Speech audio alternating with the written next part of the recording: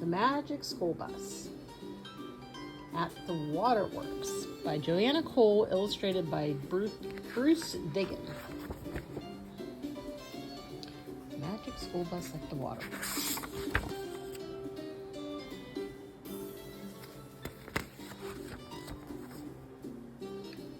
To Rachel J.C. for Uncle Jerry, the water chemist, BD.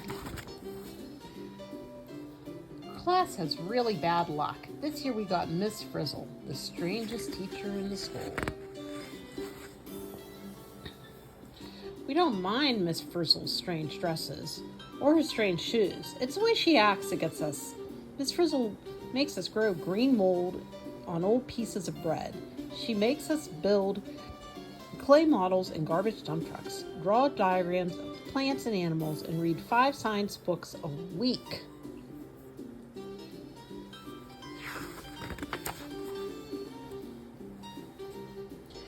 Other classes go on trips to the zoo or even the circus. Guess where we went on our class trip? To the Waterworks. And get ready for the trip. Miss Frizzle made us spend the whole month in the library. We had to find out exactly how our city gets its water, down to the last drop. We also had to collect 10 interesting facts about water. In the parking lot, the old school bus was waiting. To our surprise, there was no bus driver. Instead, the Frizz herself was behind the wheel. At the end of the block, the bus went into a dark tunnel. When we came out, something amazing had happened. The bus looked a lot different. We looked different too. Everyone was wearing a scuba diving outfit, even Miss Frizzle.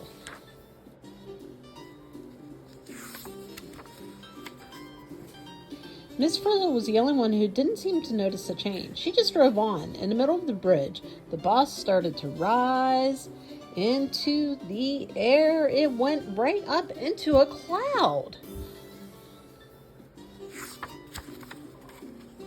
Then Miss Frizzle did the weirdest thing ever. She told everybody to get out of the bus. The kids didn't want to go, but Frizzy threatened to give us extra homework if we didn't.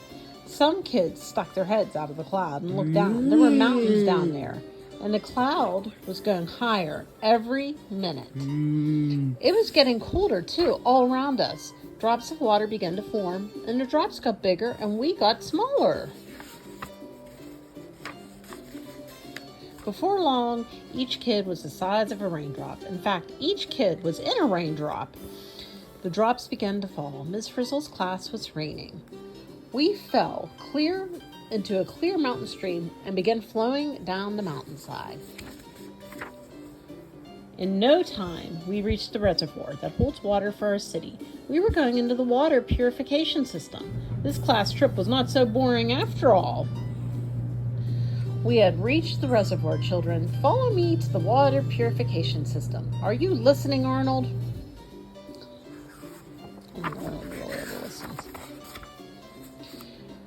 The water in the reservoir was pretty dirty. We were covered with dirt and mud. Follow me to the mixing basin, shouted Miss Frizzle. In the mixing basin, a clumping substance called alum was added to the water. The alum formed globs, and all the dirt and mud stuck to the globs.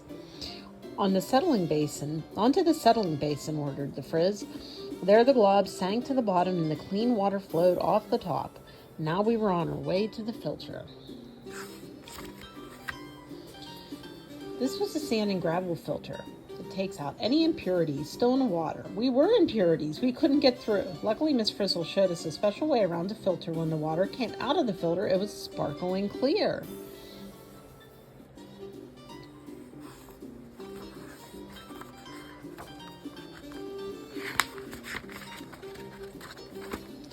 In the pipe from the filter to the storage tank, a chemical called chlorine was added to the water.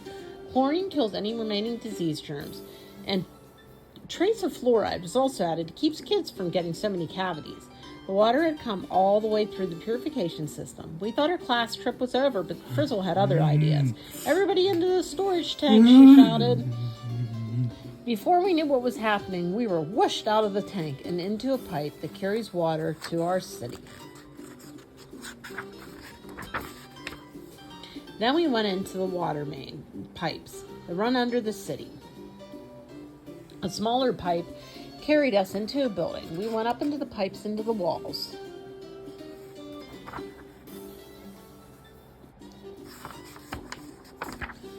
When a 7th grader turned on a faucet in the girls' bathroom, we came splashing out. The building was our school. We were back. We were our regular size again. We were dressed in normal clothes again. Except for Miss Frizzle, of course. Line up, class.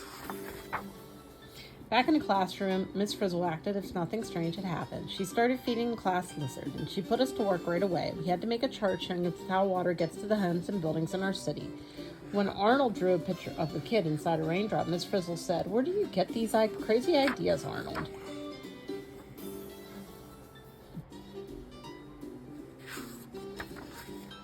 Later that day, we saw the old bus in the school parking lot. How did it get there? Did we only imagine going through the water supply system?